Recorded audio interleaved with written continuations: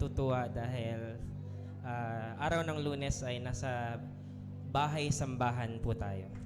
Amen. Purihin po natin ang ating Panginoon. Wala po tayong ibang i-invite na presensya kundi presensya niya lamang. Okay. Lahat po tayo ay magpuri, sumamba, lumapit sa Kanya. Sabihin natin, Panginoon, Ikaw ay aming kailangan. Wala na pong iba. Amen. Sige po. Let's worship the Lord.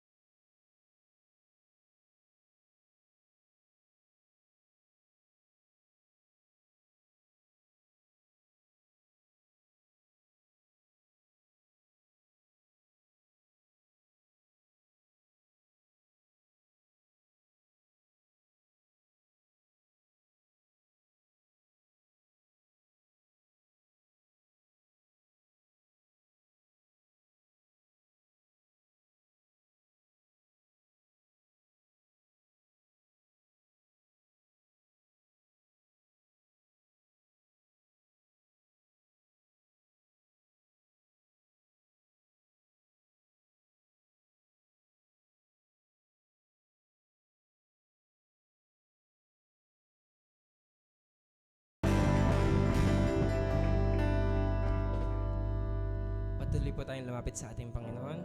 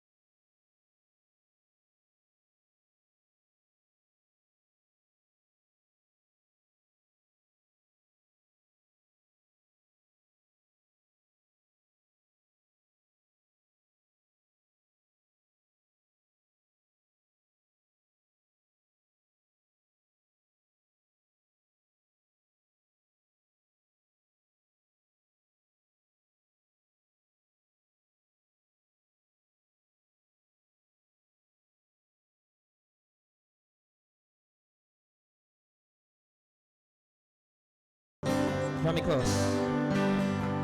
Draw me close to you.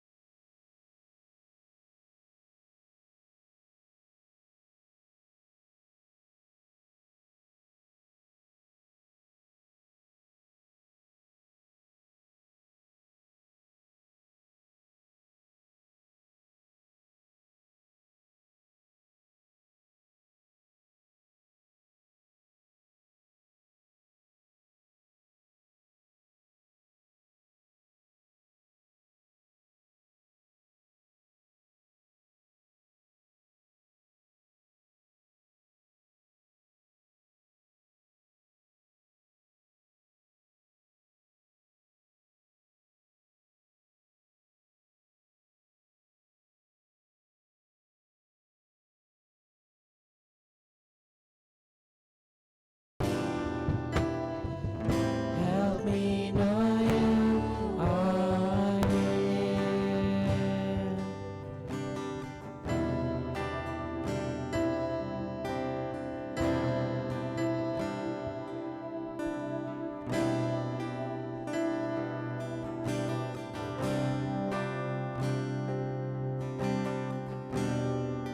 Panginoon, nakatingin ka sa aming mga puso. Thank you, Lord.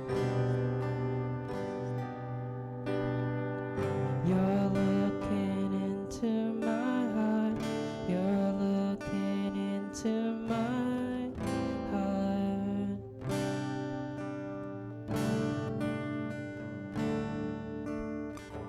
You're looking into my heart. You're looking into my heart.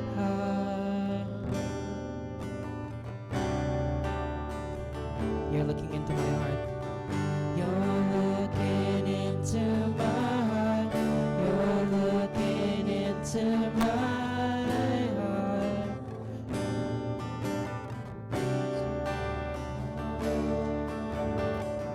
You're looking into my heart.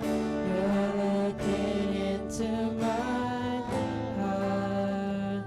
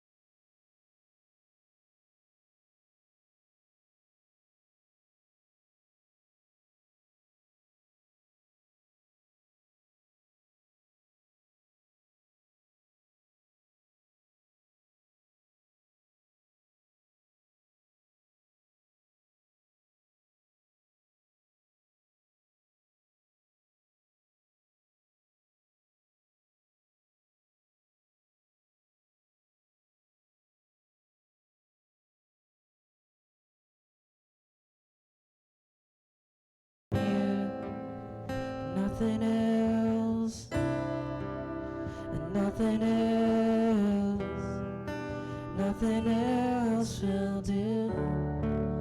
I just want you, and nothing else, and nothing else, nothing else will do. I'm caught up in your presence. I just wanna sit here at your feet, caught up in this holy moment. I never wanna leave. Worship you, God.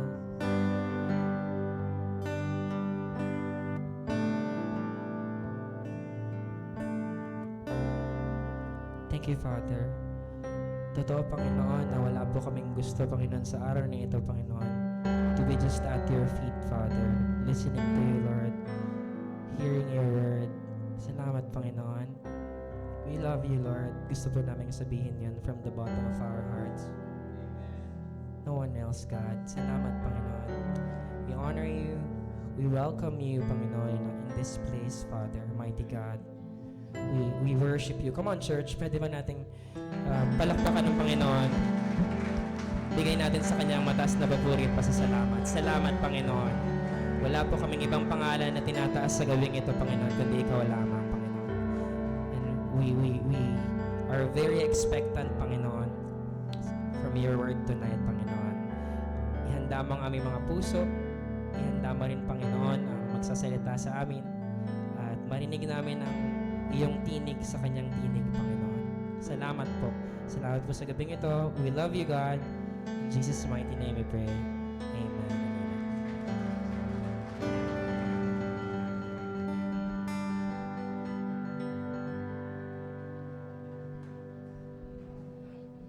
Lord, thank you, God.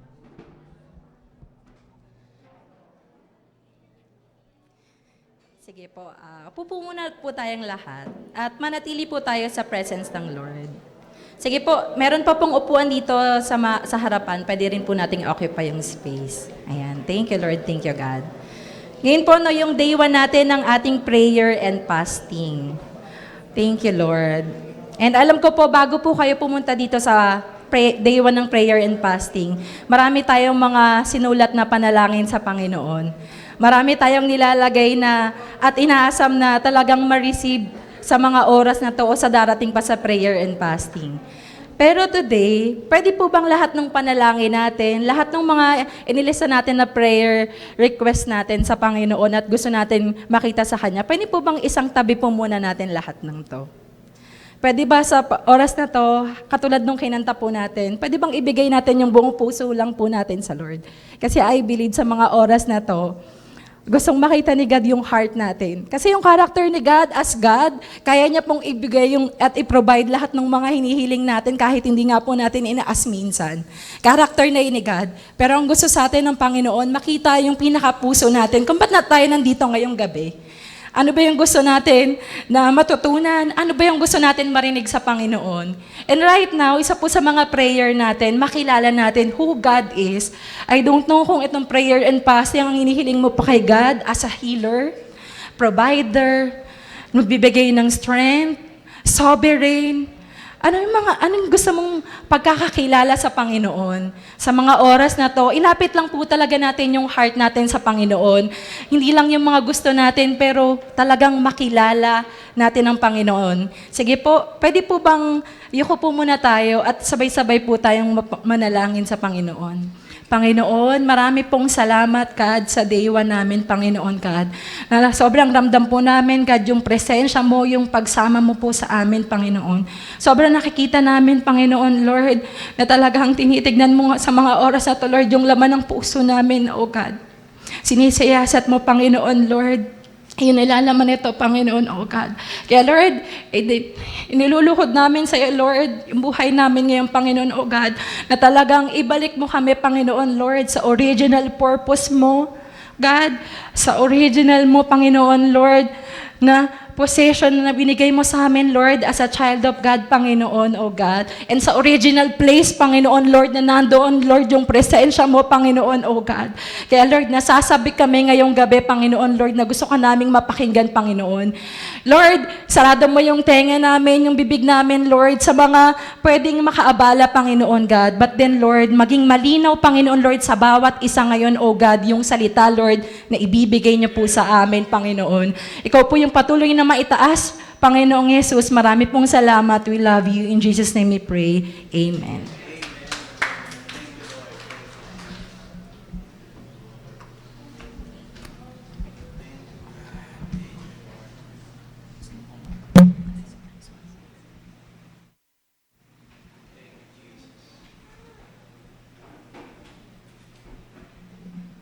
Magandang gabi po sa inyong lahat.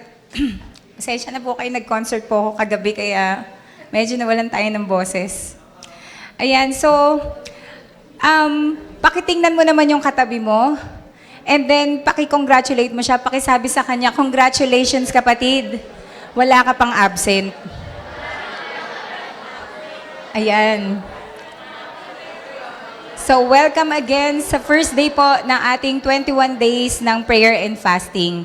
To be honest, na-miss ko po itong maliit na lugar po natin, kasi mas confined po yung lugar, mas walang masyadong naghihikab. Char. At saka, parang mas close po yung, yung pag-uusap kasi mas maliit po yung ating sanctuary. So, salamat po sa Panginoon dahil ito po tayo muli, napakasaya talaga na umpisahan po natin ang bawat taon na nagsisik talaga tayo sa face ng Panginoon. Sino po sa atin dito ang binabasa po niya yung ating 21 days prayer and fasting guide sa ating Bible application? Amen po ba? Ako po, na-caught up ako dun sa isang line, na-capture sa akin yung nandun sa devotional guide natin, na ang sabi po doon, turn down the noise of life to hear the voice of God in a fresh way. Diba, parang, oo nga, maybe marami sa atin nagtatanong, sigat ba nagsasalita pa ba ngayon? Kasi diba, pag binabasa natin yung Bible, ang sarap naman ng ganun, si Moses nakakausap niya directly si God, tapos yung mga prophets, tapos, even sila Paul. Tapos, yung nakasamang disciples si Jesus Christ, di ba? Grabe, nakakatuwa. Parang, gustong-gusto natin na sana nandun ako para personally naririnig ko si God. Pero ang totoo niyan, kung ang tanong natin sa puso natin ngayon ay kung nagsasalita pa ba si God sa atin, ang matinding sagot naman talaga sa atin is yes. Ang proper lang na tanong ay kung naririnig pa ba natin siya. Maliban talaga na i-shutdown po natin lahat po ng ingay sa ating paligid na nagiging dahilan para hindi po natin siya mapakinggan talaga. So, hindi pala natin problema kung magsasalita sa atin si God. Ang problema po natin ay kung naririnig ba natin siya. Amen po ba? And so, I believe na ang bawat na babasa naman natin sa Bible, lalo na kung matagal ka naman ng Christian, ay hindi naman na bago. No? Pero ang nakakatuwa ito ay laging fresh, no? Tingnan mo yung katabi mo kung fresh. 'Di ba pag fresh hindi naman ibig sabihin bago, 'di ba? Pero merong fresh na revelation, may fresh na pangungusap sa atin si God, no? And I do believe na mangungusap si God sa atin in a very fresh way. At iba-iba po yung magiging tugon niya po sa atin. Okay? So, alam natin na ang Diyos ay nagsasalita po sa atin. Nagsasalita po sa atin si God through His written word, which is Logos, and through His spoken word, which is Rema. Ngayon, gusto ko lang pong i-share. Siguro ito po yung gusto ko pong iponder sa puso ko hanggang sa tumanda ako. Yung privilege talaga na maging nanay. No? Na isa po sa pinaka-nakakatawa, dito sa season namin na meron kaming preschooler ngayon, kasi halos preschool na po si Yowie, magfo 4 years old na siya, tapos meron pa rin kaming kid, no? Kasi si Lucas, elementary pa rin naman. At syempre kahit nung bata din naman si Lori, no? Naranasan ko sa kanya yun, tsaka talagang ito, sobrang kinikip ko to sa puso ko, na siguro kahit pagtanda ko, lagi ko tong ikikwento, yung moment na Lagi po yan tuwing lalabas po kami ni tatay na hindi namin kasama yung mga bata. Ang nakakatuwa pong sandali ay yung kapag uuwi na kami. Minsan nga ngayon, medyo digital na kasi mga bata. So bago pa lang kami umuwi, ang gagawin po niya ni Lucas, no? Tatanungin niya, Mami, malapit na ba kayo? Sabihin mo sa akin pag malapit na kayo, ah. Kala mo naman may surprise, no? Pero alam mo, ang nakakatuwa, makikita mo sila, nandun sila nakadungaw sa bintana. Hinihintay nila kami, di ba? Hinihintay po nila kami. Tapos may mga time na kahit sobrang disoras na ng gabi, kunyari, hindi na nila kami nahintay. Pagkatapos, maririnig lang nila yung boses namin o kaya yung bukas ng gate namin, nag-uuna-unahan po silang bumaba ng hagdanan, di ba? Kaya yung mga single, alam niyo na gagawin niyo. Siyempre, bago magkaanak, mag-asawa, no? Pero yun yung sandali na sobrang tinitreasure ko talaga yun sa puso ko. Kung si Mary, may ganun siya na she pondered it in her heart, ganun din po yung sa akin. Kasi alam kong darating sa panahon na hindi na nila ako hahanapin. No? Alam kong darating sa punto ng buhay nila na baka hindi na nga nila namalayan kung nakaalis ba kami o kung saan na kami nagpunta. Pero ngayon habang bata, yung clingy part po nila, sobra ko po yung tinitreasure. At naniniwala po ako, ang daming teaching moments sa akin ni God, buhat nung maging nanay ako, nung maging parent kami ni Tatay Loy. Kasi doon ko lagi na correlate yung kind of relationship na gusto ni God sa akin. Kaya parang minsan, pagka naiinis ako sa mga anak ko, parang naiinis din siguro si Lord sa akin pag ganito ko, no? Tapos yung kung paano mo naman din ina-adore yung anak mo, ganun din pala yung adoration ng Panginoon sa akin bilang anak niya. At naniniwala ako, in that sense, ganun din kasabik ang Diyos lagi sa atin. No? On the other hand, naniniwala rin ako na as a father, we long to have that kind of relationship din with God. Lalo na ngayon, kaya nga po tayo nandito nagsasama-sama. Kaya lang talagang makikita natin na more than dun sa longing mo, mas naglulong si God na mangusap sa'yo. Diba? Kung nauuhaw ka ngayon na makausap mo si God, alam mo, grabe, sobrang gustong-gusto niyang magsalita sa'yo. Ganon po si God. Di natin talaga kayang pantayan yung unconditional love ng Panginoon at yung ganong klaseng longing niya sa atin, no? So, makikita natin na boses pa lang, alam na natin at nasasabik na tayo because our voice is equivalent to our presence. Diba? Kaya kagaya nga ng sinabi ko kanina, no, yung mga anak ko, marinig pa lang nila, nag-uuna na sila, parang sobrang fan namin sila kasi natutuwa siguro sila na nandun yung presence. So tingnan nyo lang to, no? Natutuwa si God, natutuwa tayo sa presence ni God, pero hindi ba mas nakakatuwa na hindi lang yung presence, kundi yung kinakausap ka ni God? Diba? Iba yung kasama mo siya, iba yung nakakausap mo siya. So, yun yung pag-aaralan po natin ngayon. And our topic for tonight is about hearing God. Akala ko may spider dun sa ano natin, no? Pala si Rasha. Alright. So, during the 40 days of Jesus' prayer and fasting, sa gitna po noon, di natin alam, pero sa gitna ng 40 days ng prayer and fasting, alam natin na He was tempted by Satan. No? Siyempre, ikaw ba na mag-fasting ka 40 days, 40 nights? Walang kain, walang inom, di ba? Siyempre, nanghina yung katawan ni Jesus kasi nagkatawang tao siya eh. Pero, alam natin yung temptation ni Satan sa kanya, if you are the Son of God, sabi niya, turn these stones into bread. Pero sinabi ni God sa Matthew chapter 4, verse 4, man shall not live by bread alone, asa na yun? But on every word that proceeds from the mouth of God. So, alam ng Lord na hindi natin kayang mabuhay apart from Him. Pero more than that, alam din ni God na hindi din natin kayang mabuhay apart hearing from Him. Tama niyo po ba yun? Nakuha niyo po yung difference?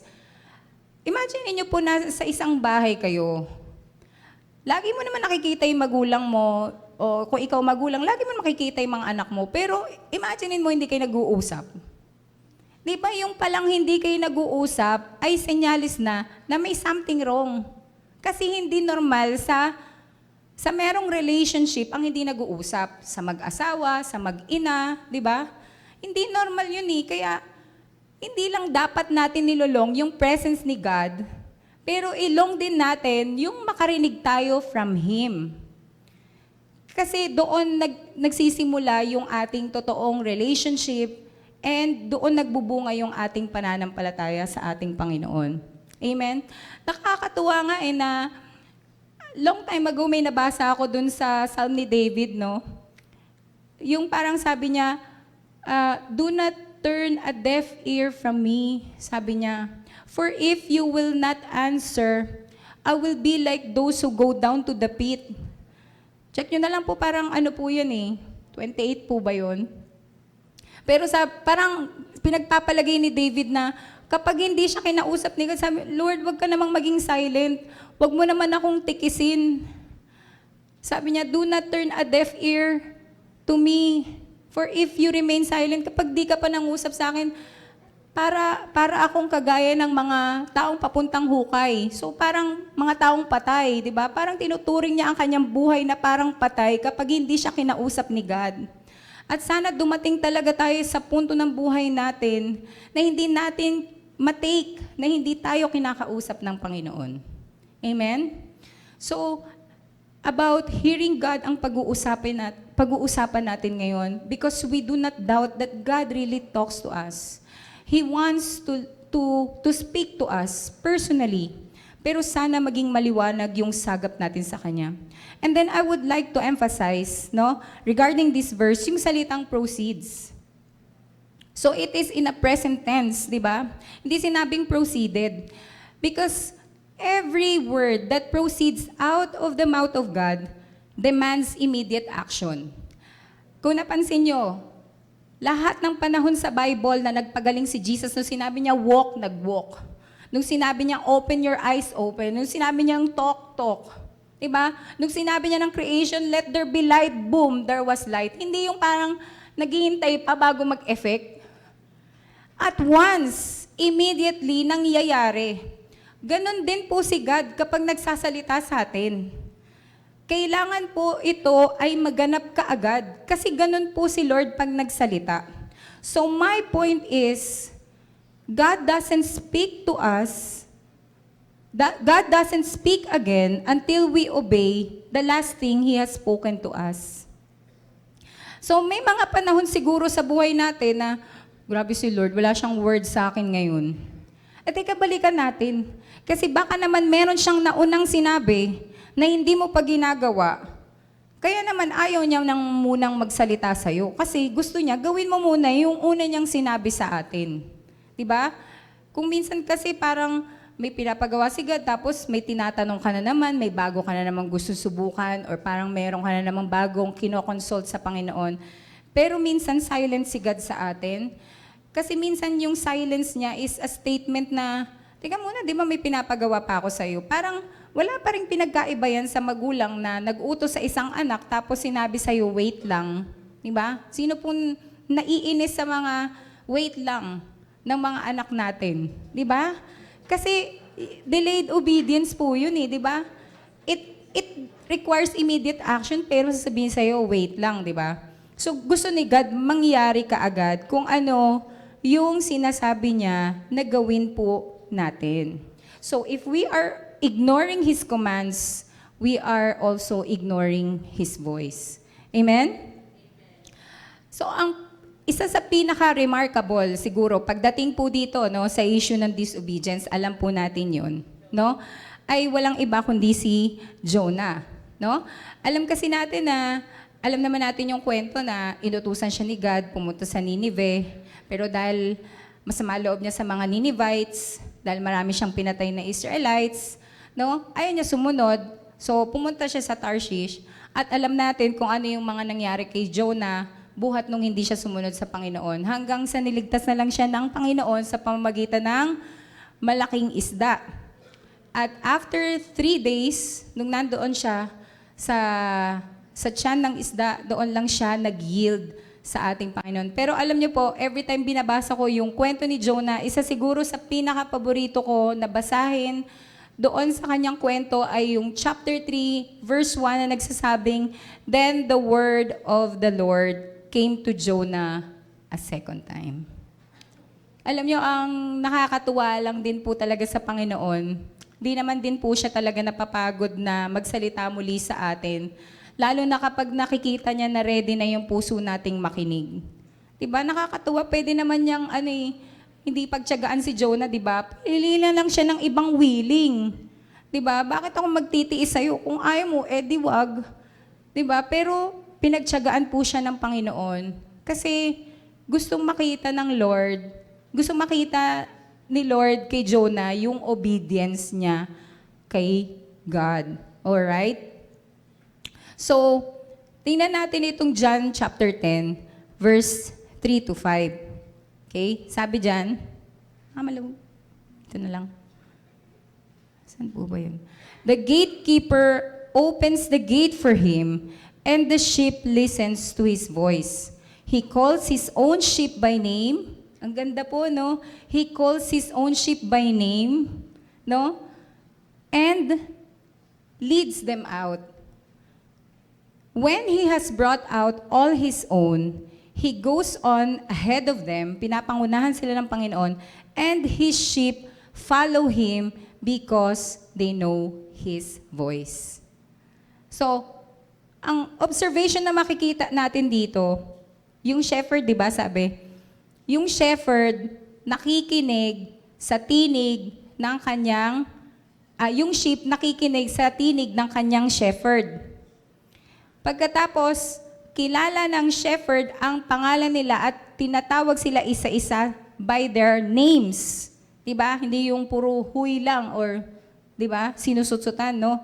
Kilala niya isa-isa at nililid niya yon isa-isa para sila makalabas at pinangungunahan niya ang mga ito at ang mga tupa naman ay sumusunod sa kanya dahil kilala ng mga tupa ang kanilang pastol.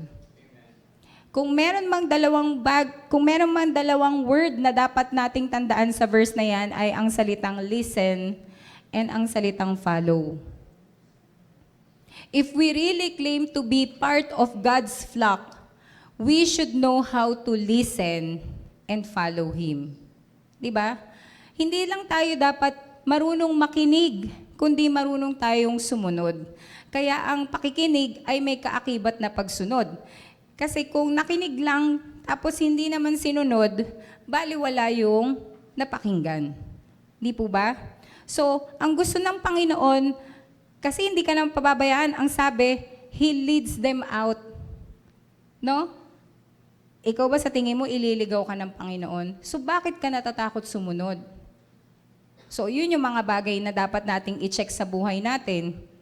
No? Probably, ang number one reason is because of our selfish desires. Meron ka kasing gusto na hindi naman sa'yo, na hindi mo alam, na hindi naman gusto sa'yo ng Panginoon. Diba? Kaya, nahihirapan tayong sumunod. Amen? So, again, bakit ba tayo gustong kausapin ng Panginoon? It is because of intimacy. Ang gusto ng Panginoon sa atin ay intimate na relationship with Him. So, ito narinig ko po ito kay Addison Bevere, no? Ang sabi po niya about intimacy, it came from the word intimere, which means fear of the Lord, no? Ang ganda pala ng ibig sabihin ng salitang intimacy kasi minsan yung intimacy parang nako-correlate mo lang siya sa relationship ng mag-asawa, no? Yung intimacy. Pero ang ganda pala na ang salitang ito ay hango sa salitang intimere na ang kahulugan talaga niya ay banal na pagkatakot sa ating Panginoon. Now, what does fear of the Lord means? No? It is the absolute reverence and absolute honoring sa ating Panginoon. It is about the total trust natin sa Panginoon. No? Kaya pag dumarating tayo sa punto na yon, na meron tayong absolute honoring and reverence sa Panginoon, and we totally trust God sa lahat ng area ng buhay natin, that means you are already intimate with God. O ngayon, alam mo na, paano mo i-gauge ngayon yung intimacy mo kay God? Kasi lagi niya sinasabi, si Lord lang nakakaalam. Hindi, may idea ka rin kahit papaano. Kung paano mo susukatin kung intimate kay ni Lord. Diba? Kasi yung mga tao palang totoong intimate kay God, hindi natatakot sumunod sa Panginoon. May absolute honor at reverence sa ating Panginoon at totoong nagtitiwala sa ating Panginoon. Amen? Eh si God pa naman, siya yung tipo ng Diyos na gusto niyang sinisik talaga natin siya eh. God is the kind of God who wants to be pursued, no? Who wants being pursued. Kaya nga may verse sa Bible, 'di ba, na sabi yung those who pursue him, God rewards those who pursue him. Grabe naman si Lord, no? Pinipursue mo pa lang siya, wala ka pang ginagawa, i-reward ka na niya. Paano pa kaya pagka sumunod tayo sa Kanya? Di ba? Kasi ganun nga yung klase ng relasyon na gustong i-establish talaga sa atin ni God. Kasi kung matatandaan naman natin, in the beginning, di ba, kasama naman ni Eva at Adan ang Diyos. No? Kaya close and intimate relationship talaga yung gustong i-establish sa atin ng Panginoon. So the point is, we have to understand who God is so that we can hear Him speak. Amen? Kasi ang point dito, ang bottom line is, yung mga taong ginagalang natin, automatic sinusunod natin yan. Kasi pag hindi mo yan sinusunod, ibig sabihin hindi mo rin siya nirerespeto. Tama po ba? Pero kapag ka nirerespeto mo, di ba, hindi mahirap sa yung sundin. On the other hand, kailangan din naman nating kilala yung tao na yun kasi papaano mo naman siya igagalang at susundin kung hindi mo naman siya kilala. Nakuha niyo ho yung connection ng bawat pangyayari na to, no? Ang gusto ng Panginoon, hindi ka matakot sa Kanya kasi Diyos siya, alam mong Diyos siya. Kaya kami banal na pagkatakot kasi kilala mo siya. Yung sold out ka na, Lord, kahit saan mo ako kalad ka rin, okay ako. Kasi alam ko naman na hindi mo ako pababayaan eh. Alam ko naman na hindi mo ako ipapahamak. No? Ganon yung klase ng relasyon na gusto sa atin ng Panginoon. Kaya lang, pag pumapasok talaga yung selfishness natin, na feeling natin kaya na nating mabuhay kahit wala ang Diyos, doon talaga tayo nagkakaproblema. Alright? So, at this point, I just want to share with you one scenario in the Old Testament, no? Na itsura ng relationship ng Israelites sa ating Panginoon. And you can read this and find this in Exodus chapter 20 and then in Exodus chapter 24. No? Tingnan nyo lang po itong illustration na ito. Yan. So, alam natin na ang Israelites ay pinalaya ng Panginoon mula po sa captivity ng Egypt. No? So, nung pinalaya sila ni God, dinala sila ng Panginoon sa wilderness.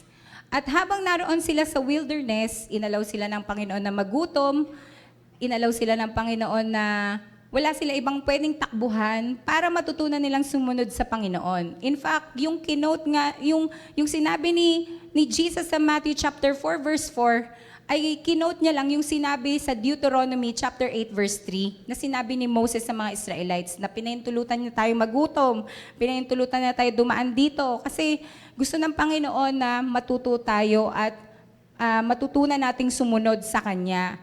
No? Kaya nga, dumating sila sa point na pati pagkain, sinusuportahan na sila ng Panginoon, no? Bumabagsak na lang yung mana sa harapan nila, tapos lulutuin na lang nila, no?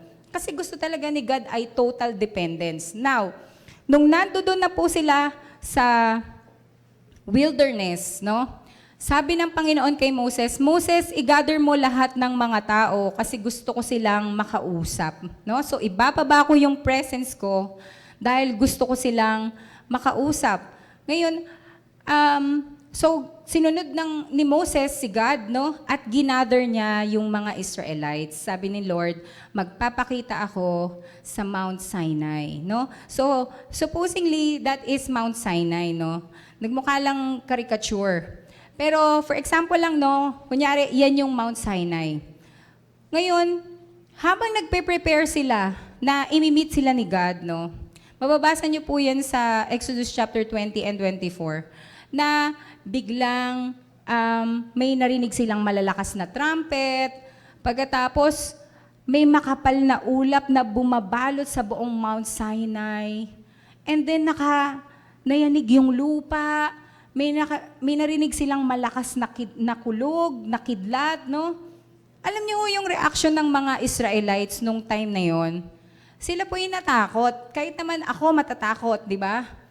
Natakot sila to the point na ang sabi po nila kay Moses, Moses, ikaw na lang ang pumunta sa tuktok ng bundok, no? Kasi natatakot kami sa Panginoon. So kung anong sasabihin sa ni God, sabihin mo na lang sa amin, no? Kaya po ganito po yung naging itsura ng mga Israelites.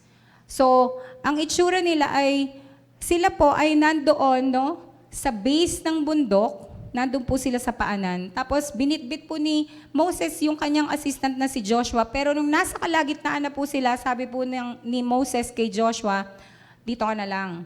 Ako na lang ang aakyat dun sa summit.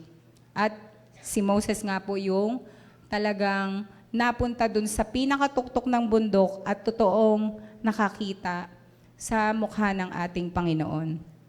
Now, actually, this is in parallel with how Solomon built the temple of the Lord, no? So, yung base po ng mountain, yung gitna ng mountain at yung summit ay kumakatawan po dito.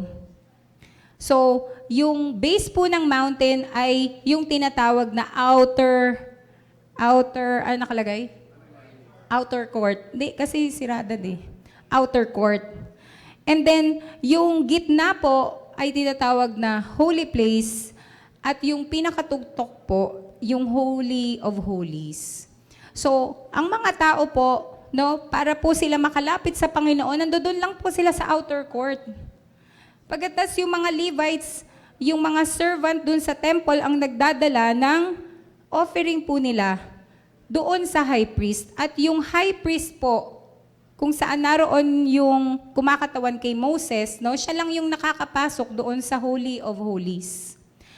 At of course, ang alam natin, ang pinaka-last na high priest ay walang iba, kundi ang ating Panginoong Jesus nung namatay siya sa cross.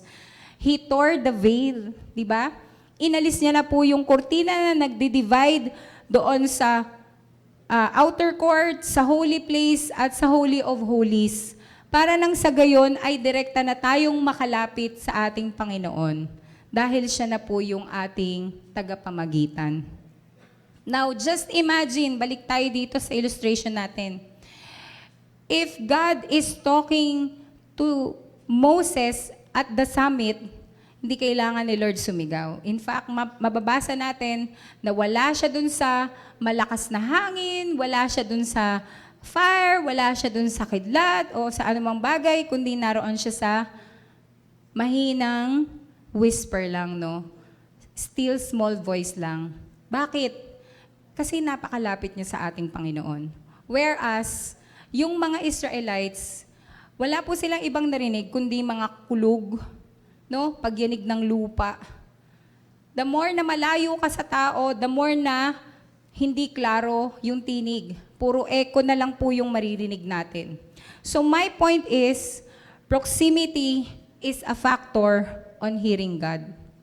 We all believe that God is everywhere. Tama naman po yun. Pero of course, ang pinag-uusapan natin dito ay yung ating status ng puso. No? Nasaan nakaposisyon yung puso mo? Kaya hindi ka makasagap ng signal at hindi tayo makakonect sa ating Panginoon. Dahil maaaring napakalayo na natin sa Kanya. At definitely tayo yung lumalayo, hindi naman ang Lord. No? So, proximity is a factor on hearing God. No? The more na ando dun tayo sa base ng mountain, the more na hindi natin naririnig ang ating Panginoon. Kaya nga, ang challenge po sa atin ngayong gabi is to come up higher. Kasi wala na nga yung veil eh. Wala na po yung mga hadlang para hindi tayo makapasok at makapunta sa presence ng Panginoon. Kaya wala pong dahilan para hindi tayo totoong makalapit sa Panginoon. No? nasa sa atin na lang po talaga kung gaano po natin dinidesire na lumapit sa ating Diyos. Amen po ba? So, nakakatuwa lang po yung intimacy ni Moses sa ating Panginoon. No? Kung matatandaan niyo po, ilang beses pong gustong tupukin na ng Panginoon yung mga Israelites dahil sa katigasan ng kanilang ulo, pero si Moses ang laging nagiging tagapamagitan ng mga Israelites at sinasabi niya lagi sa Panginoon na maging mahabagin, maging, di ba, no? Parang ina-advise niya pa si God. Pero ang totoo nun, lumalabas kasi yung character ni God kay Moses dahil sa kanyang close proximity sa ating Diyos. Amen? Pakitingnan yung katabi kung kamukha na ba siya ni Moses. Hindi naman po sa itsura, kayo naman. Grabe ka naman, Bes. Okay? So, we can't be satisfied in the ground, no? We can't be satisfied to stay in the ground. We have to come up higher to hear from God more clearly. Amen po ba? So, yun yung gusto na relationship ng ating Panginoon. So, tingnan niyo po ito, no? God wants to talk to us through His written word or spoken word. No? Inalis na niya yung veil, wala na pong ibang hadlang para makapasok tayo sa presence ng Panginoon. All we have to do is to listen, no, to our God. Pero ang totoo nating picture ay ganito. Merong mga voice blockers na kung tutuusin, tayo rin naman po ang naglagay nito sa ating buhay. Alright? So, mabilis lang po nating tatalakayin yung mga voice blockers. At number 1 na po dito, yung distraction or busyness. No? Yan. Tingnan mo yung katabi mo kung siya ba yan. O di ba? Hindi na po natin i-elaborate. I'm sure alam mo yan kung ano yung distraction mo, kung bakit hindi ka makapakinig sa Panginoon. No? At wag na po nating sisihin ang social media. Wag na rin natin sisihin yung trabaho mo or kulang ka sa oras kasi sa mga bagay na mahalaga po sa atin, kaya nating bigyan ng time yan. No? So, tayo po talaga yung naglagay at tayo rin po ang makapag-aalis niyan. Pangalawa po ay unprepared heart. Okay, ano po ba yung kahulugan ng unprepared heart po na yan? Ito po ay kagaya doon sa shinare ng ating Panginoon na parable of the sower, kung saan nag-share siya ng 4 na kinds ng soil. Diba? Ano-ano po yon?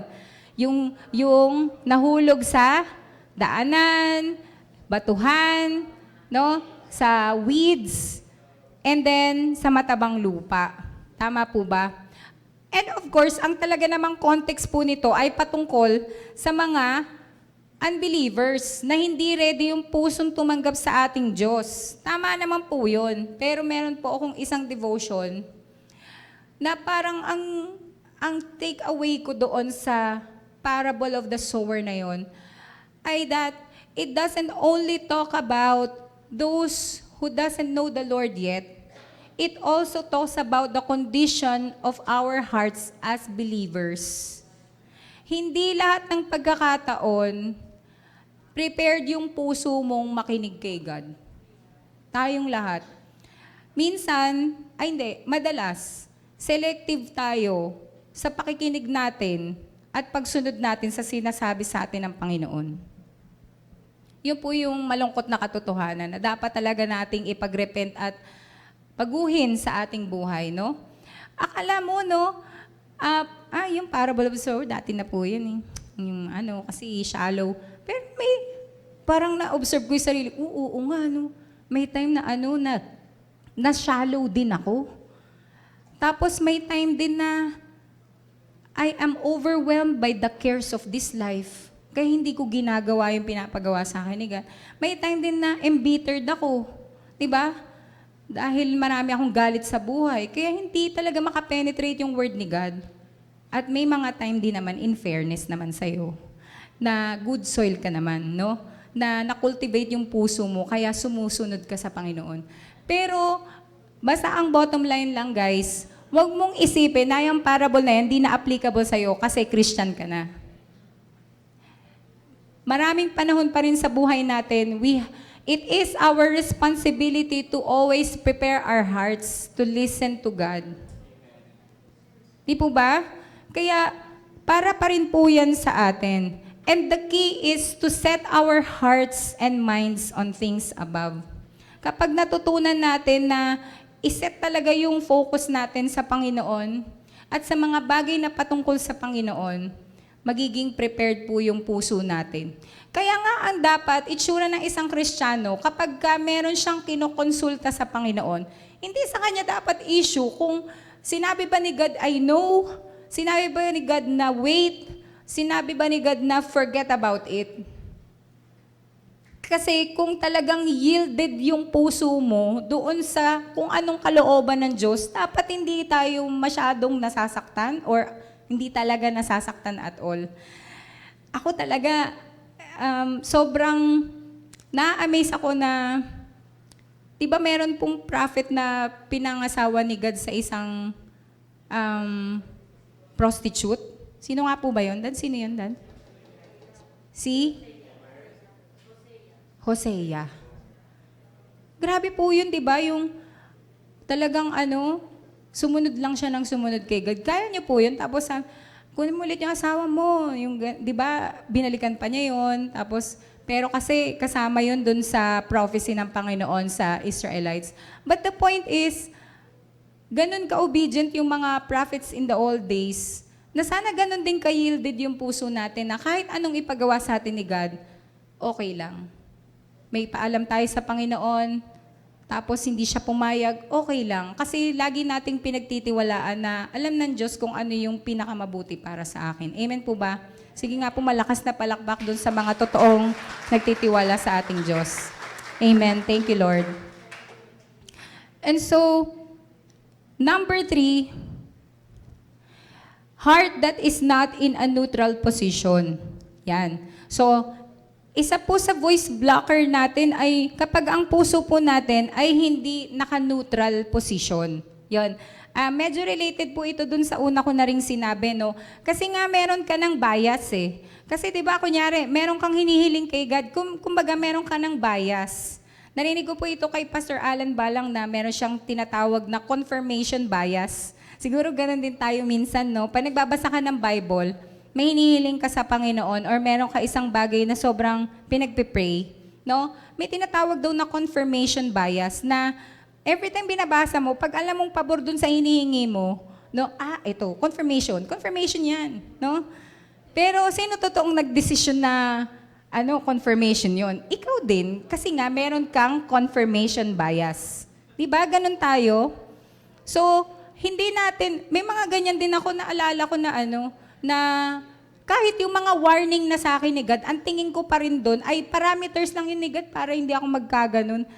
Hindi ko pa rin siya nabasa na, no nga yun, X nga. No? Pero dahil may confirmation bias ka, hindi mo tinatanggap na no yun ni Lord. Di ba? So, tingnan po natin yung Ezekiel chapter 14, no? Ezekiel chapter 14 verses 1 to 3. Sabi dito ni Ezekiel, no? Si Ezekiel nagkikwento, tapos sasabihin niya yung sinabi ng Lord sa kanya. Now, some of the elders of Israel came to me and sat before me. And the word of the Lord came to me saying, Son of man, these men have set up their idols in their hearts and put before them that which causes them to stumble into iniquity. Should I let myself be inquired of at all by them? Medyo sarcastic po si Lord dito eh. No? Sarcastic siya kasi hindi niya bati yung, hindi niya bati, yung mga elders ng Israel. Kasi alam niyang hindi naman to sumusunod sa akin tong mga to. Pagkatapos lalapit sila sa akin, no? Humihingi ng advice through Ezekiel. Tapos sabi niya, Son of man, these men have set up their idols in the heart. Idols in their hearts. That was the first time that I've read idols in the heart. Ang akala nating idols, yung idols that are carved images or maybe people, di ba, na tinatangi mo sa buhay mo more than God. Pero grabe to, idols in the heart, no? Nakaka-heart check po talaga nung sinabi ni God na meron palang idols yung puso po natin.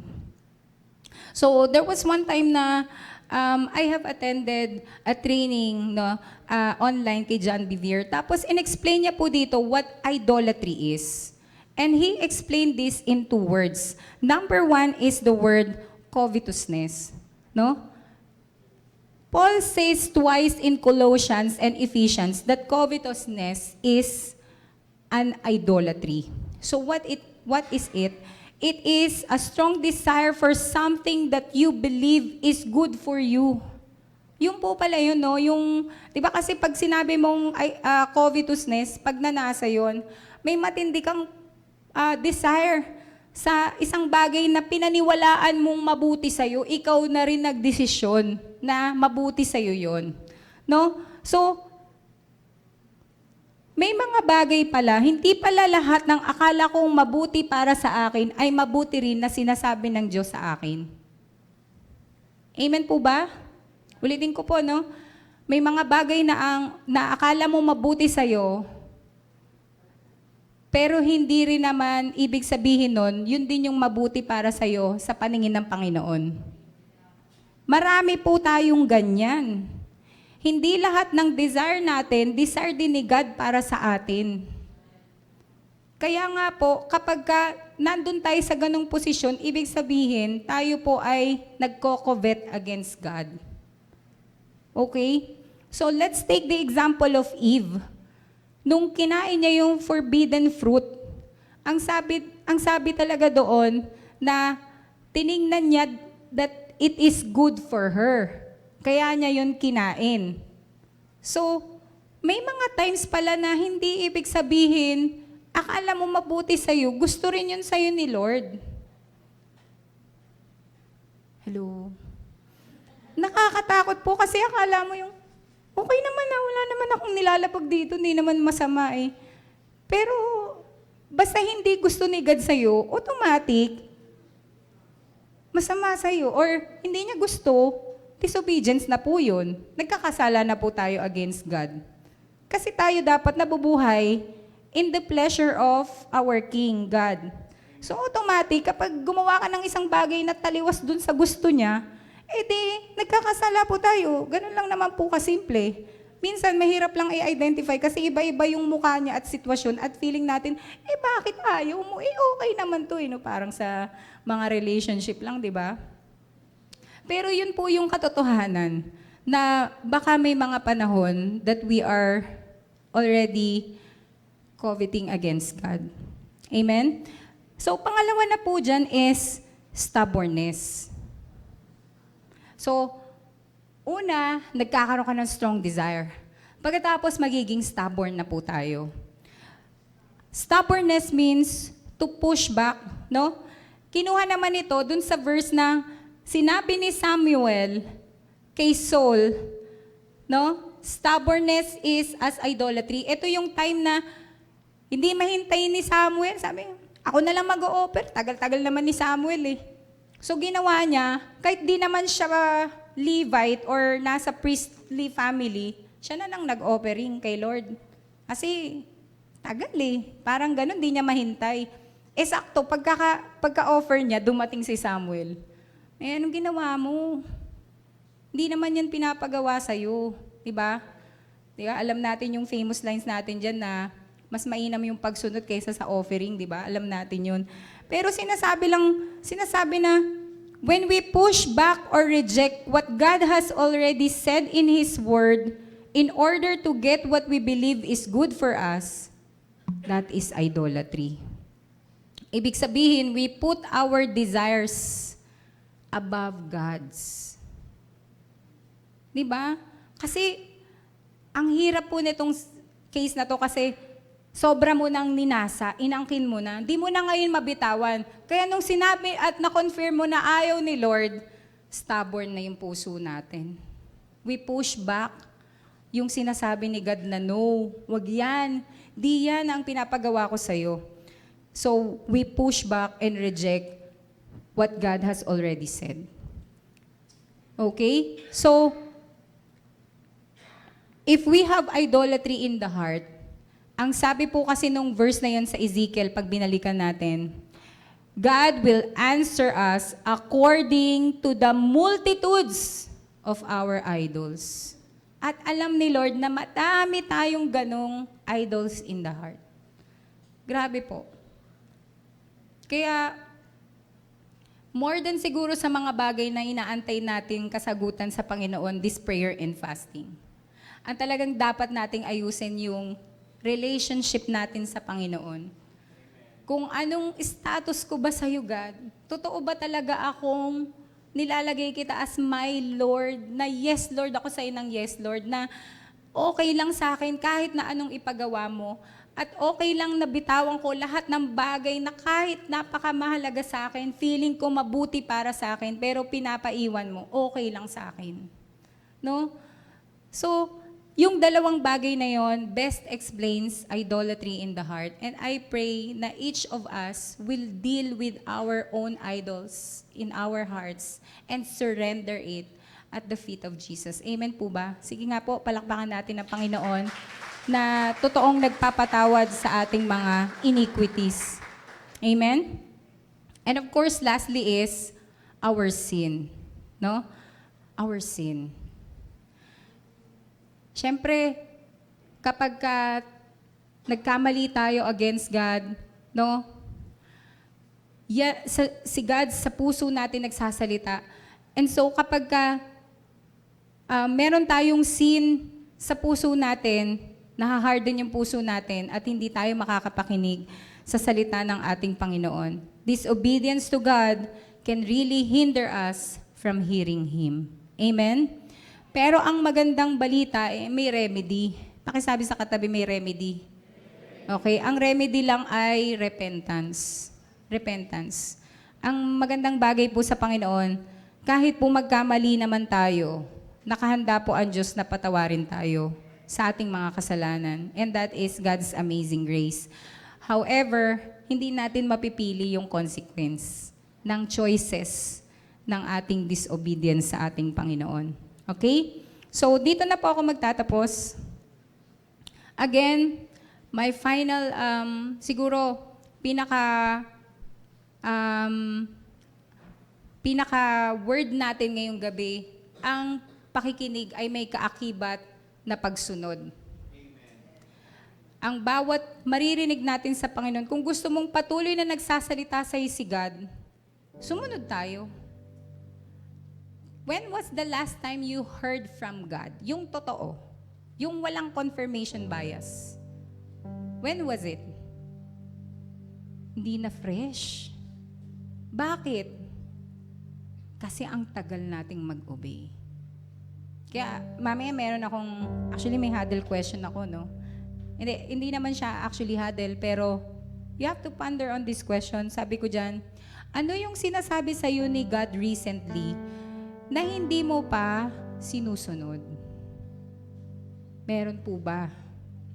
And then, anong discipline o habit na gusto mong i-establish ngayon para lalo mong mapakinggan si God? Ba? Pero siguro more than dun sa second question, baka naman hindi yung discipline or habit ang problema mo. Yung problema mo yung condition ng puso natin. Kung hindi ka ba talagang isurrender talaga sa Panginoon lahat? Handa ka na ba? Handa ba tayong gawin talaga siyang Lord ng buhay natin na siya bahala kung saan, kung kailan, kung paano, kung ano? Ang mahalaga, kilala natin kung sino ang nag-uutos sa atin. Amen? And then one time, meron akong isa sa mga naging paboritong psalm ni David, no? Sa Psalm 131. Baikli lang po yun, madali kasing i-memorize. Pero not until it became very personal ko siya na pag-pray talaga ng buong puso sa Panginoon. No? Nung mga humbling moments ko sa Panginoon na meron akong ipinipilit sa Panginoon, pero ang liwaliwanag na ayaw niya until dumating sa punto na, anak, pinabayaan na ba kita? No, bakit tayo mong magtiwala sa akin na hindi nga yan yung plano ko? Ayaw mo pang bitawan. Di ba? Tapos, doon ko lang po na pag-pray yung psalm na yun. Ang sabi po kasi doon ni David, sabi niya, Lord, my heart is not proud. My eyes are not haughty, hindi na mayabang, hindi na yung parang nang mamata. Tapos sabi niya, my heart is not proud, my eyes are not haughty. I do not concern myself with great riches or things too wonderful for me. But I have stilled and quieted my soul like a weaned child is my soul within me. Nakakatuwa kasi dinescribe ni David yung kanyang sarili doon like a weaned child. Alam niyo po ba yung wind? Kapag po sinabing yung bata na yan, na wean na yan, ibig sabihin hindi na siya dumidede. Di ba? Hindi na siya dumidede. Naalala ko po nung baby pa si Yowie, kasi siya yung last ko, no? Sana. Pero siya na. Sabi ko sa kanya, meron akong constant remark kasi nasasaktan na ako kasi may ngipin na, di ba? Tapos sabi ko, Yowie naman, dede lang naman gusto mo kay mami eh. Sabi ko. Dumating sa point na na-win ko siya. Naawat ko na po siya sa pagdede. Ang nakakatuwa, hindi nagbago. Yung pagiging clingy niya sa akin, nalalapit pa rin siya. Yayakap pa rin siya. Sasabihin niya pa rin, I love you, mommy. You are truly my best friend. Oh, pero pagkasama niya si ate, you're my best friend. Oh my God.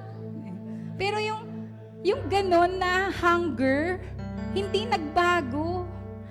So akala ko, ang gusto lang sa akin na anak ko, yung daddy ko.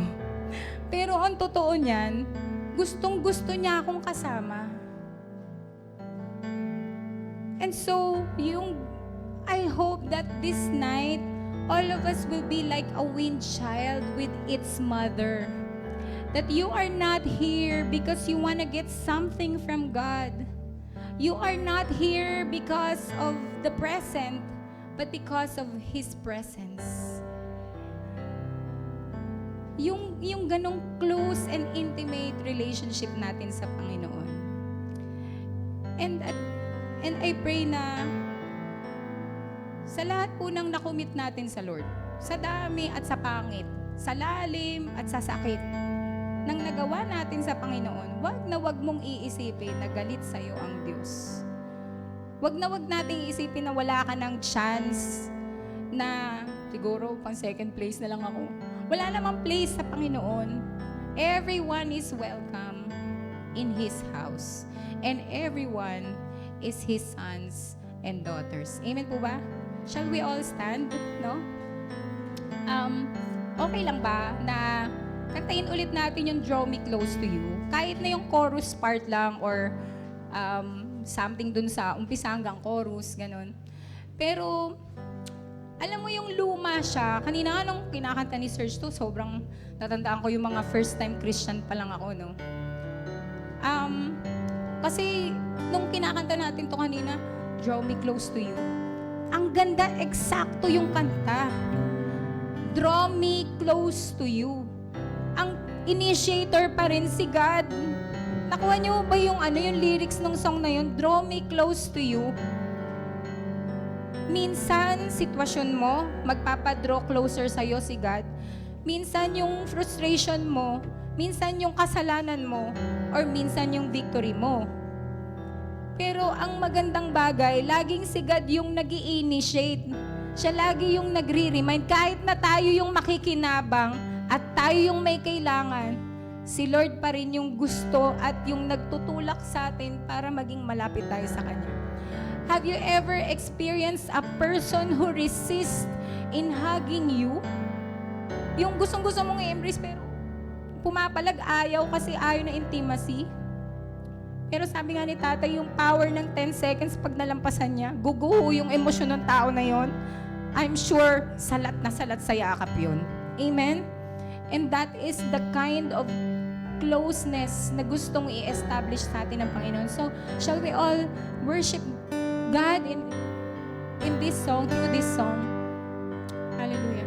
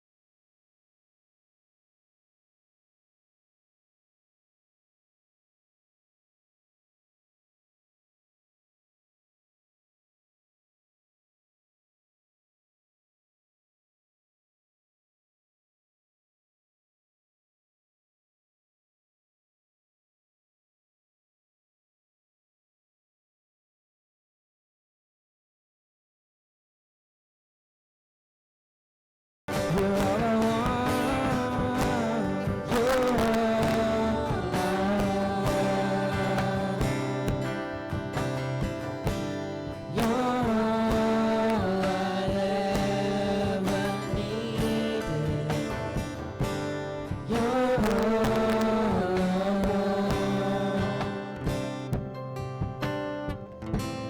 me know you are near. Help me know you are near.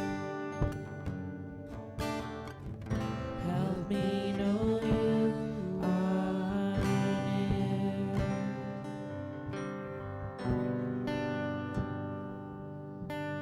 Wow, thank you, Jesus. Thank you, Lord. One of the most beautiful word in the Bible is the word repentance. Without repentance, there is no intimacy with God. We should thank God because there is the word repentance. Repentance mean muli, penthouse, itaas. And we believe the Lord give us the word, raise the banner high. Isa sa unang itataas natin, yung relationship natin sa ating Panginoon. Na gusto talaga ng kaaway, ito yung sumadsad. Yun lang naman ang sisirain ng demonyo sa buhay natin. Kaya niya na sirain ang buhay natin lahat. Repentance is a beautiful word. Minsan kasi ang word natin sa repentance, parang nagkasala ka, humingi ka ng tawad sa Panginoon. Pero sige, di ba? Repentance is yung pag nagkapatawaran yung isang tao na hindi magkasundo, tingnan nyo, mas close sila kaysa dati. At gusto ni God, mas maging close ka ngayon kaysa nung unang nakilala mo siya. So when the Lord God said to us, anak, repent. Anak,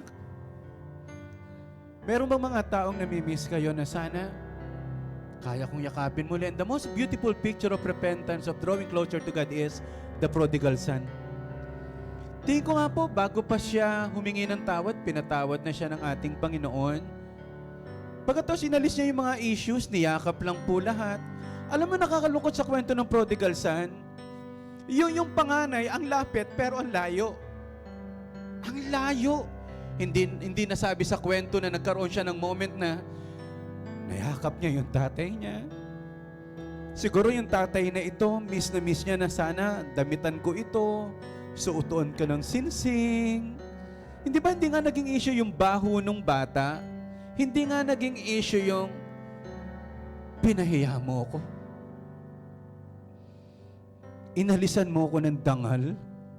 Paano kita yayakapin? Pero ang Diyos, wala naman tayong pwedeng gawin para magbago sa katangian at kalakihan ng Diyos. Maybe the word for us this evening is the word, repent, hindi dahil para ipamukha sa iyo ng Diyos, ang dami mong kasalanan, ang kapal na mukha mo, hindi. Kundi, anak, ang dami mong namimiss every time na hindi ka nagre-repent. It's about time, mga anak, let us repent our relationship with God. Yun ang the most important thing in life. Even nga sa kinanta ni Serge, po yung the heart of worship, even a single breath, sino rito yung pagpasok mo, wala akong pag-aari. Even my last breath, my work is from the Lord. Any property I have is from the Lord. Anong may pagmamalaki natin? Lahat ng meron tayo is because of your relationship with Jesus. Pwede po bang sa gabing ito magkaroon ng beautiful repentance? Hindi yung malungkot na repentance. Umiyak tayo because namimiss natin si God. Imagine 21 days kang makakarinig. And I believe nagsisimula pa lang tayo, sasabihin ko sa inyo, mamimiss mo to. Darating ka sa moment ng buhay mo na sana hindi matapos yung ganitong moment sa buhay natin. Ang sarap bumalik, this is our house. This is the place kinatagpo ka ng Lord. Dito na-encounter mo si God. Balikan mo ngayon yung Bethel mo. Balikan mo ngayon yung mga panahon na sinabi mong, Lord, wala akong ibang pinakaibig at pinakamamahal kung hindi ikaw. So this time po, kung gusto nyo pong lumuhod, Kung gusto nyo po kumuha ng partner to pray, wala akong problema. Gusto nyo lang po itaas yung kamay ninyo.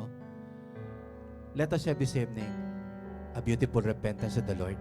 Sige po, sabihin nyo lang yung gusto sabihin nyo sa ating Panginoon. Hallelujah.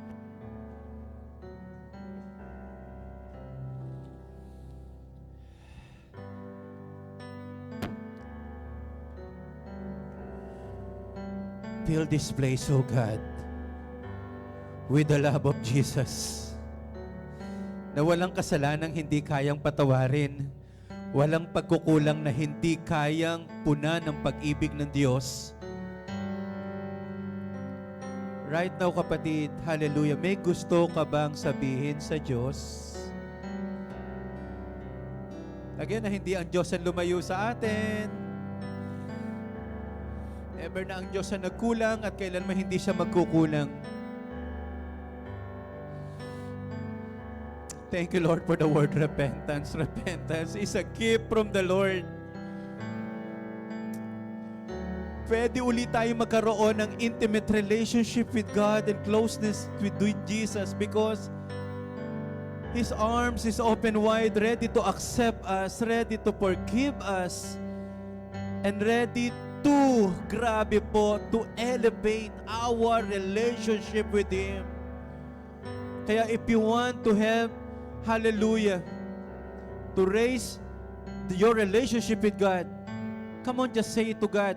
Ano ba yung mga issues natin kay God? Ibigay natin, baka may sama ng loob, may galit, may inis, may pagkabagot. Bigay lang natin sa Lord. Oh, thank you, Jesus. Thank you, God. Thank you. Ang tiyaga-tiyaga mo sa amin, Lord. Ang daming panahon na lagi nyo kaming pinagpapasensyahan, O God.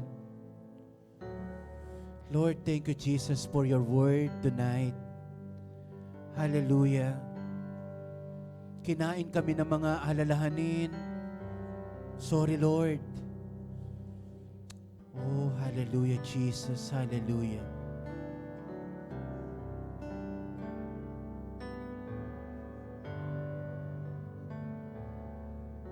Thank you, Jesus. Thank you, God. Thank you for your forgiveness. Thank you for the freedom of God. Oh, Lord, na pwede ka naming sundin without guilt. Thank you, Lord, na pwede ka mag-serve, oh God, genuinely sa iyong harapan, Panginoon. Thank you. Thank you. By the blood of Jesus, inalis mo lahat ng pwedeng mamagitan sa ating Panginoon. Na pwede tayong magyakap, Lord. Na pwede ko muling marinig ang iyong tinig. Na pwede ko muling masabi, Lord, Ikaw ang aking buhay. Ikaw ang aking lakas. Ikaw ang dahilan. Ikaw ang aking pagtatagumpay, O God. Hallelujah. Salamat, Lord. Binabalik mo ko sa lugar na nais niyo po na lagi kong makita ang sarili ko na nagmamahal sa iyong harapan. Oh, hallelujah, Jesus. Thank you, Lord God. Thank you, Lord Jesus. Sige po this time, hallelujah, as you pray, as you pray, as you pray. Hallelujah. Thank you, God. Babae sa babae, sa lalaki, humanap ka nga po ng isa na pwede mong yakapin, genuinely. Ano po, pwedeng ka-cell group mo na magkatabi naman kayo, pero bakit namimiss mo yan? Sige po, embrace mo siya habang pinagpe-pray mo siya. Kuha ka lang ng isa na gusto ko po i-embrace mo siya, na ipinagpe-pray mo siya. 10 seconds hug lang daw po, grabe yung power niyan. How much more kung more than 10 seconds or in a minute, you will embrace him or you will embrace her po and just declare, welcome back. Hallelujah. Thank you, Jesus. Your relationship is restored by God. Come on, come on. Humanap ka po ng isa. Hallelujah. Pwede ka cell group mo yan. Pwede kasama mo. Hallelujah, hallelujah. Sige po, just picture out yung habang nag-o-open siya kay God, sa prodigal son, bine-bless naman siya. Hallelujah. Hallelujah, Jesus. I believe there is a release of a great relationship with Him. Kahit po kayong nasa online, hallelujah, just pray as a family. Just pray, hallelujah. O merong pagkakataon, hindi kailangan nyo magsalita, just try to embrace lang. Hallelujah, at damhin mo yung puso niya. Thank you, God. Thank you, Jesus.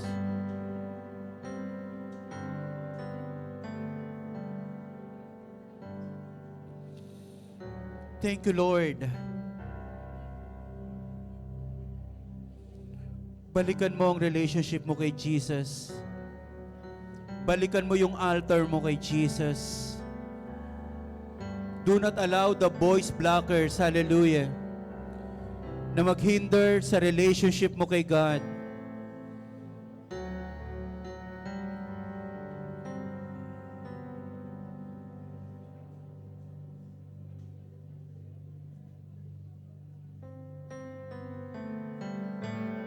Grabe Lord, hindi mo kami sinusumbatan. Grabe Lord, hindi ka nagbibilang ng aming kasalanan. Hallelujah, lagi mo kaming gustong i-assured, O God. Makakabalik kami. Maaayos namin ito, Panginoon. Tutulungan niyo po kami. At ang pagmamahalan at ang magandang kaugnayan ay higit na mas magiging malalim, higit na mas magiging makabuluhan kaysa dati. Oh, thank you, Jesus, oh God. Thank you, Jesus, Lord. Salamat, Panginoon.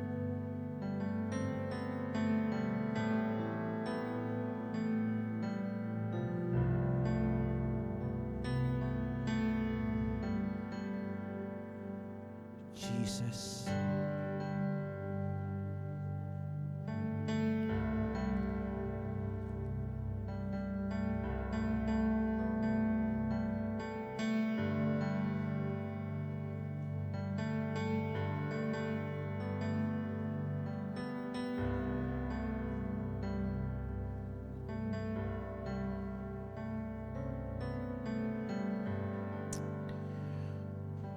Hallelujah, Jesus.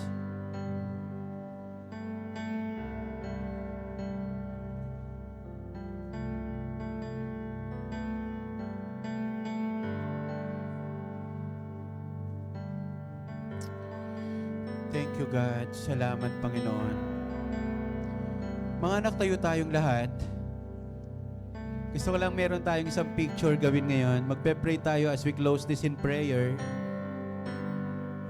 Yung iba sa atin siguro dito, after this prayer, lalabas kayo, sharing time, ipagpapatuloy nyo, magkakaroon kayo ng group prayer. Sige lang po as the Lord leads you. Ang gusto nating relationship, yung hindi nagmamadali. Alam nyo yon? Meron bang mabubuo sa laging nagmamadali? Meron bang mabubuo sa laging isinisingit mo lang yung oras? Let us bring back our quality time with God. Hallelujah. Hallelujah. As we close this in prayer, pwede ba walang nakadisconnect? Akbayan natin yung bawat isa po. Thank you, Lord. Thank you, Jesus. See to it na may connection ka. Hindi tayo mabubuhay ng walang connection, anak. Hallelujah. Hallelujah. Thank you, Jesus. Thank you, Jesus. Wow. Diba? That is a beautiful picture of the love of God and repentance. May nabubuo every time we repent. Amen? Every time na tayo nagre-repent sa Lord, may nare-release. Hallelujah. Merong muling na ibabalik na higit na mas maganda kaysa dati. Amen. And we will not allow the devil, hallelujah, na nakawin ang mga bagay na para sa atin. Hindi tayo papayag na sirain niya ang mga bagay na binuo sa atin ng Diyos, at hindi tayo papayag na patayin ang pag-ibig na inilagay niya sa ating puso, na siyang katibayan sa mundo na merong Diyos, buhay ang ating Panginoon. Hallelujah. Hallelujah. Thank you, Jesus. Thank you, anak. Thank you, Serge. This time, hallelujah, as I pray this evening, sa pamilya, sa church, hayaan mo na ang pag-ibig ng Diyos ay dumaloy. Hindi kailanman nasusukat ang pag-ibig ng Diyos sa anumang bagay na meron ka. Because Jesus is in you. You can love people. You can serve people. You can forgive people. Panginoon, maraming pong salamat sa Praise Church, Panginoon. Huwag niyo po kaming hayaang ma-disconnect, una tigit sa lahat sa iyo. At huwag mo rin kaming hayaan na ma-disconnect ang pag-ibig namin sa bawat isa, O God. Habang tumatagal, lumalalim ang pag-ibig namin sa isa't isa. Habang tumatagal, lalo ka naming minamahal, Panginoon. Habang tumatagal, O God, Ikaw yung pinakamamahal namin, O God. Na-solve kami sa pag-ibig mo. Busog kami sa pag-ibig mo po, O God. Oh, thank you, Jesus. Napakadaling maglingkod kapag puno ng pag-ibig. Napakadaling magpatawad kapag puno ng pag-ibig, O God. At napakadaling mag-travel at mag-journey, Panginoon, ng pag-ibig mo, O Diyos, ang aming nilalakaran. Thank you so much. Simula pa lamang ito ng 21 encounter natin sa ating Panginoon. And we give you all the glory. We give you all the praises in advance, O God, sa lahat ng gagawin mo. In Jesus' name, amen at amen. Yung pinakamalakas sa palakpak na may kasamang sigaw, I love you, Jesus! Let the whole world heard, I love you, Jesus! Kahit nasa bahay kayo, I love you, Jesus! Wow. Thank you, Jesus. Thank you, God. Simula pa lang ito nang rumaragas ang pag-ibig ng ating Panginoon. God bless you po. God bless you. Batiin nyo naman kahit hindi nyo ka-network.